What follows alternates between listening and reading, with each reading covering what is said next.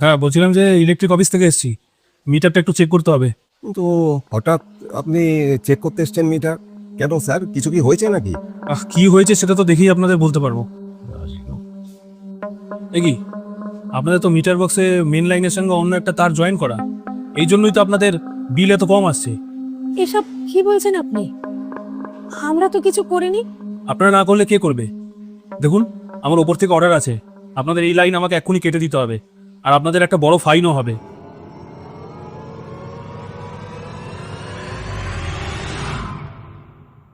Sir, আসলে আমরা তো অত শত বুঝি না, আমরা সাধারণ মানুষ।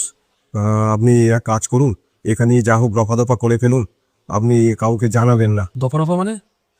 না না দাদা, ওসব লাফড়া আমি করি না, ধরা পড়লে আমার চাকরি যাবে। কেউ জানবে না স্যার, আমি আপনাকে 5,000 টাকা দিচ্ছি, এখানেই কেসটা মিটিয়ে নিন। দেখুন, আপনার কথাবার্তা শুনে মনে হচ্ছে আপনি ভদ্রলোক, কিন্তু 5,000 টাকায় কিছু হবে না। আপনি একটা কাজ করুন, আপনি 10,000 টাকা দিন, আমি যা করার এখানে করে দিচ্ছি, কেউ জানতেও পারবে না। এই মুহূর্তে আমার কাছে 10,000 টাকা নেই, আমার কাছে 5,000 টাকা আছে। আপনি দয়া করে এই 5,000 টাকা নিয়ে এই কেসটা এখানেই মিটিয়ে ফেলুন। ঠিক আছে, তাই দিন, তবে একটু তাড়াতাড়ি। Thank you sir, thank you, আমি এক্ষুনি আসছি। সত্যি স্যার, আমরা কিছু করিনি, আর এখানে আমাদের কোনো দোষই নেই।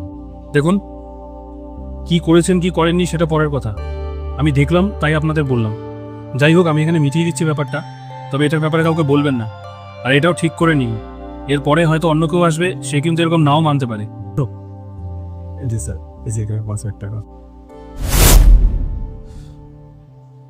এই টাকাটা আমি নেব না। কেন স্যার, নেবেন না কেন? এখানে তো 5,000 টাকাই দিয়েছি। এটা রাখুন আপনি, ধরুন ধরুন।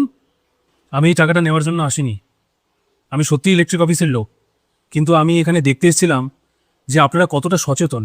মানে আপনি যে বললেন আমাদের লাইনে গন্ডগোল আছে, লাইন কেটে দেবেন।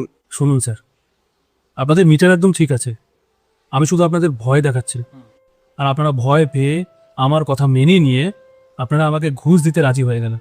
ধরুন, আমি আজকে ইলেকট্রিক অফিসের যদি লোক না হতাম, যদি কোনো পেশাদার প্রতারক হতাম, তাহলে তো এই 5,000 টাকা নিয়ে আমি চম্পট দিতাম। তখন কি করতেন? আপনি কি তাকে খুঁজে পেতেন? পেতেন না, কারণ আপনি তো তার কোনো পরিচয়ই জানেন না।